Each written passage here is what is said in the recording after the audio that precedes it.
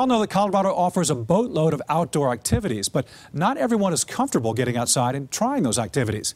Helping find that comfort is the idea behind the Becoming an Outdoor Woman program. CBS 4's Kelly Worthman has the story. So you're going to just mount the gun, you're going to swing through the birds. At Colorado Clay Sporting Club in Adams County, shotguns are a common sight and sound.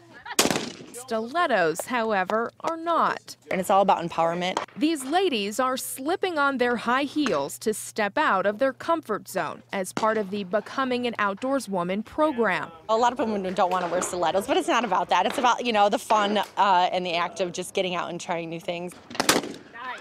To me, the biggest thing I'm learning is not to be terrified of the gun. This Shotguns and Stilettos class offers women a chance to take aim at a sport they wouldn't otherwise try. It's something that my husband has an interest in and cares a lot about, so I would really like to become more comfortable so I can do things with him. The only way this is going to go bang is if you pull the trigger.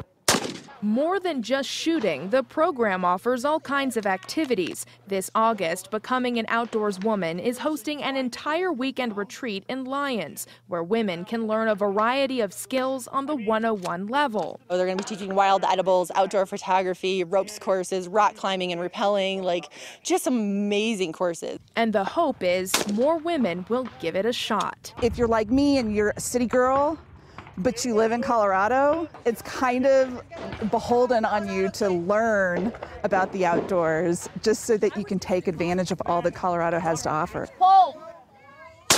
In Adams County, Kelly Worthman, CBS 4 News.